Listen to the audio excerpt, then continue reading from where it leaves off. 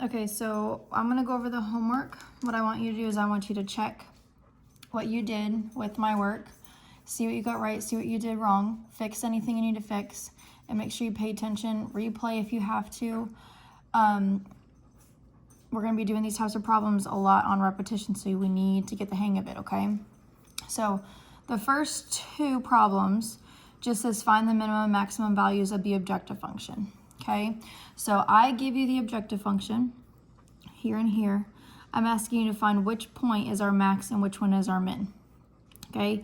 So here, all right, I'm plugging in 0 where x is and 8 where y is, because this is x and this is y, okay? So I'm plugging in 0 plus 2 times 8, which is 16.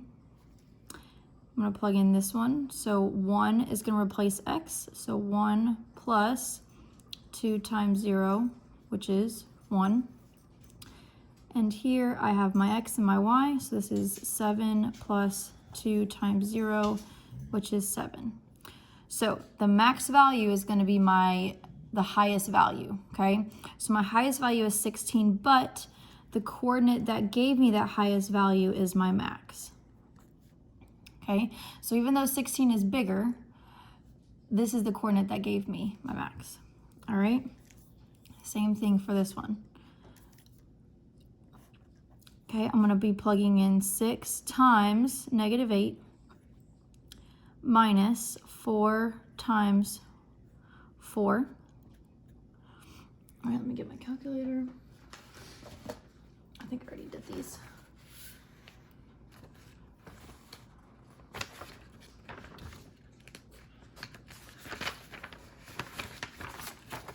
Let me just get my calculator.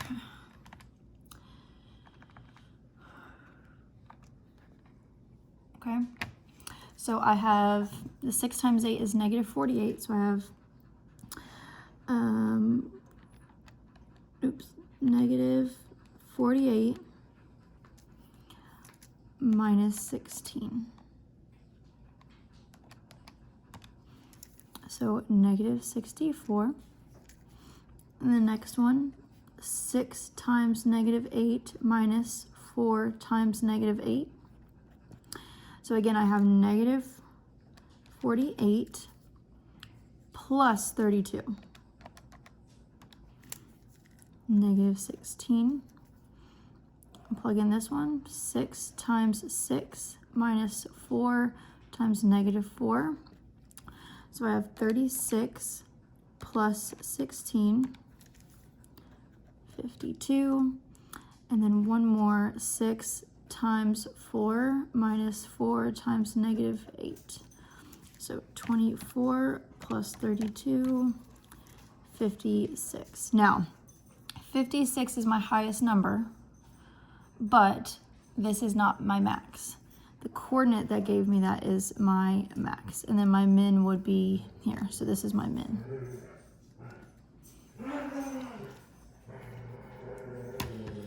Okay, now I'm going to graph these. Now I don't have a word problem. Okay. I want to skip the objective function for these just because when we graph it, we don't really know where it ends because it kind of goes off the graph. So we're just going to graph these just like we normally would, okay? So I'm going to make a big graph. Now these I am not using the whole first quadrant because I don't have x is greater than 0 and y is greater than 0. Okay, over here I do. So these two combined gives me quadrant 1. So I can make this whole graph quadrant 1. Okay, so, sorry it's shaky. Okay, so this first one I'm going to do in purple. So x is greater than 0. So x equals 0 is actually the y-axis. And everything is going to be shaded to the right. I'm not shading quite yet. The next one, y is less than 8. So I'm going to go 1, 2, 3, 4, 5, 6, 7, 8. And I'm shading less than, so I'm going to shade down. Now my last one, I'm going to have to rearrange. So I'm going to add 2x to both sides. So I should have 3y is greater than or equal to positive 2x plus 12. Now I'm going to divide by 3. So I should have y is greater than or equal to positive 2/3 x plus 4. So now I have my y-intercept, 4, and then I'm going to go up 2, right, 1, 2, 3. And then down to 1, 2, 3. And I'm going to keep doing that. So 1, 2, 1, 2, 3, 1, 2, 1, 2, 3. And I can kind of make a rough sketch. Now it is y is greater than, so I'm going to shade everything up. Okay, so I can kind of tell where my feasible region is going to be. If you need to shade, but my feasible region is going to be this little triangle here. So I have a point here, and a point here. Okay. Now, if we were to do the objective function, if you guys did that, which a lot of you did try to do, okay, I would be plugging in these points. Okay. So this one is 1, 2, 3, 4. So this is 0, 4. This is 1, 2, 3, 4, 5, 6, 8. And this one is 4, 5, 6, 8. So 0, 8.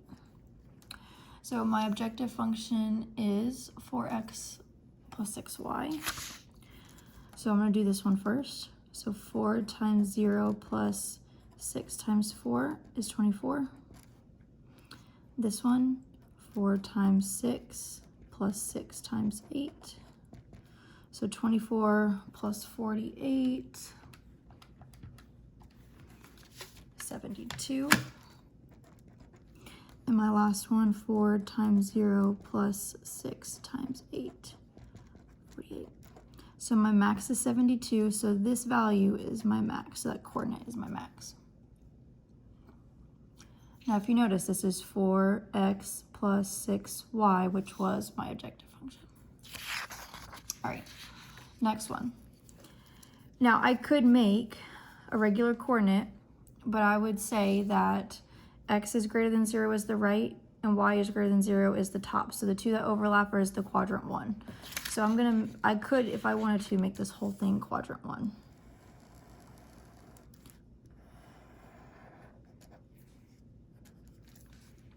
Okay, now that's basically these two taken care of.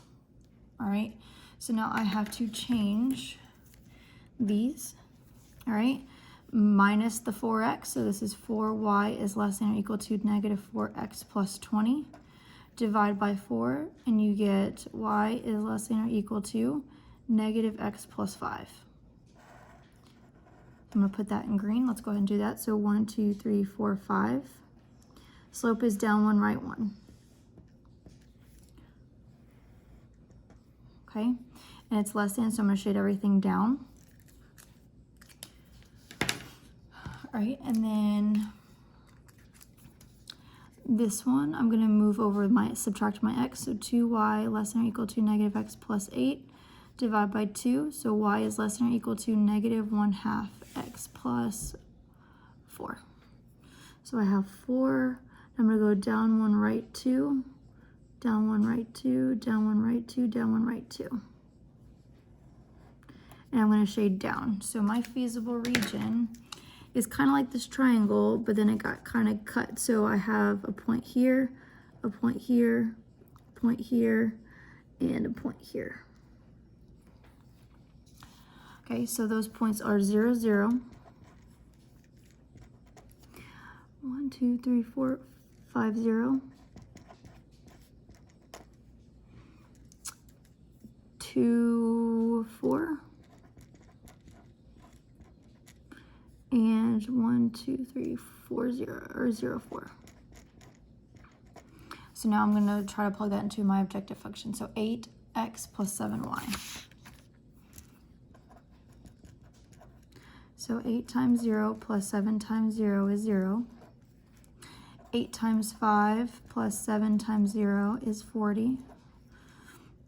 8 times 2 plus 7 times 4 is 16 plus 28, which is 44. And then 8 times 0 plus 7 times 4 is 28. So even though 44 is my max, I use the coordinate that gave me my max. Okay, and then this one is my min because it's 0. Okay, all right, now the back. This is where we need to talk, okay? These are mostly like the problems that you are going to be working on for the rest of this week and probably next week, okay? Now, the biggest thing here is identifying everything and making sure that you're writing everything correctly. Otherwise, your whole problem is going to be wrong, all right? So that's why you need to watch these videos carefully. You need to make sure you're just not writing random stuff, okay? All right, it says you are about to take a test that contains questions of type A and type B problems. So right off the bat, it tells you what two things you are comparing. So I'm going to go ahead and define my variables from that. So X is type A, Y is type B. Okay? All right, now, also tells us a lot in that first sentence. Okay? So it tells us for every type A question I answer, I get 10 points. And for every type B question I answer, I get 25 points. So it's talking about, keyword here is worth. So the notes I went over yesterday talked about, or on Tuesday, talked about worth and profit is your objective function. So my objective function is going to be 10 points for every type A I answer. So I'm going to multiply them. So I'm going to have 10x plus 25 for every type B, 25y. So there's my objective function. I am not graphing this. This is the function I use at the end to see what I actually can get on my test. All right. Okay, now let's read the next couple bullets. First bullet says you must answer at least 3 of type A, but time restricts and you can't answer no more than 12, okay? So the word restrict means no. So don't look at just more than 12 and say, oh, I can answer more than 12. That's not correct because time restricts answering more than 12, okay? So we have to write this as a constraint. Now I'm talking about all of type A here. Not once do I mention type B in this first sentence, so it's all type A. So one of my constraints I'm going to use is this little first sentence here. I have to answer at least 3 of type A. So for all my type A questions that I answer, I have to answer at least 3. At least 3 means greater than or equal to. All right, now I'm going to finish my second sentence, second part. So I can answer at least 3 of type A, but I can't answer more than 12 of type A. So I'm going to say X, and when I say no more than is less than or equal to 12. Okay? Next one. It says you must answer at least 4 questions of type B, but time restricts and I cannot answer more than 15. So again, restricts means no more than. So I can answer at least 4. So my type B questions, I can answer at least 4, which means I can answer more than or equal to 4, but time restricts and I cannot answer more than 15. So y is less than or equal to 15. Now, do not say 3x plus 12y is something or 4x plus 5y is something. That's not correct. They're not always going to look like these 4 separate ones right here. They might be adding, they might be subtracting. Okay, let's look at that last sentence. All right, it says in total, keyword here is total, you can answer no more than 20 questions total. So in total means I'm working on them together. Okay, so if I'm looking at questions together,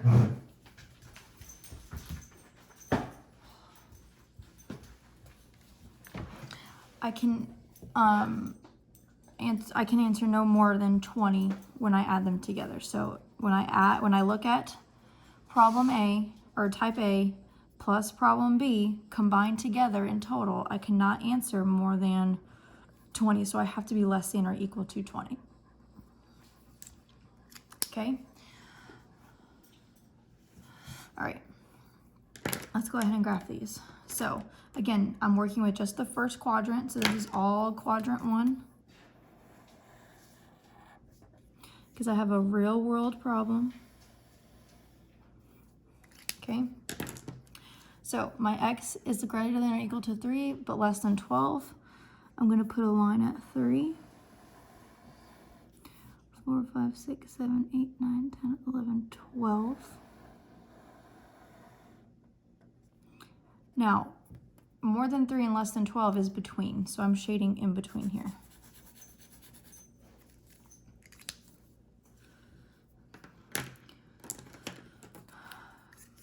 Because I could shade to the right, and then I could shade to the left, but the mutual region is here.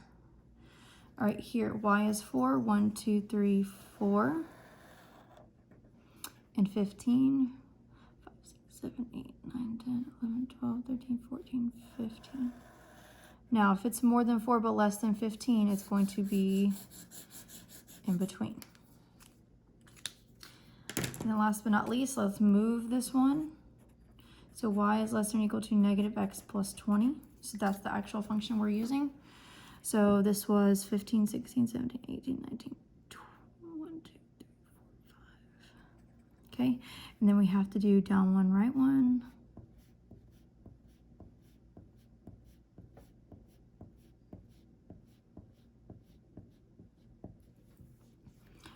All right. And then it is less than that. Okay, now it might look a little funky, but your mutual region is going to be here. Your feasible region, sorry, your mutual shading is here, here, here, and here. So you have 5 total. So it's everything here, okay? If you want to outline it, you can, just to see it a little bit better. Okay, so now I have to label my vertices. Okay, my vertices help me figure out with my objective function what's my score. So this is 3, 1, 2, 3, 4. So I have 3, 4.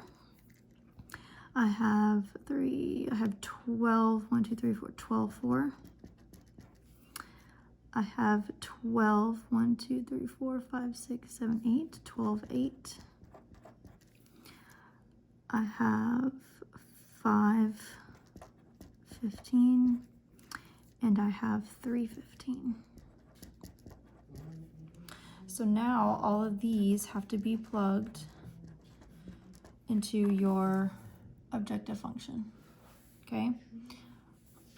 So 10 times 3 plus 25 times 4. 10 times 12 plus 25 times 4. 10 times 12 plus 25 times 8. 10 times 5 plus 25 times 15. 10 times 3 plus 25 times 15.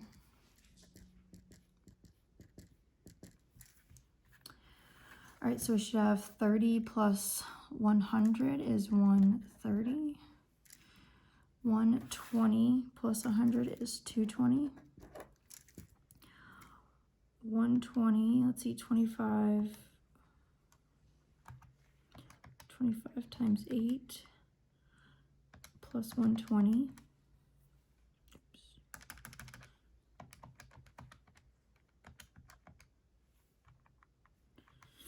Plus 120. 320. 50. Let's see, 25 times 15 plus 50.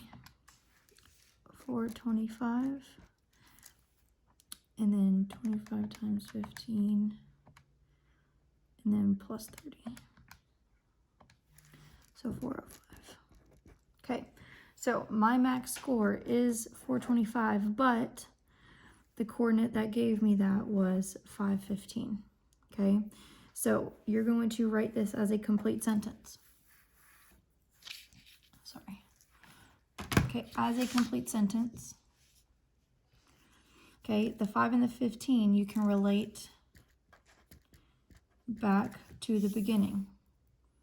Okay, 5 is your x, 15 is your y, and you already said that x was your type A and y was your type B. So you can say in a full sentence, I can answer 5 of type A and 15 of type B to maximize my score.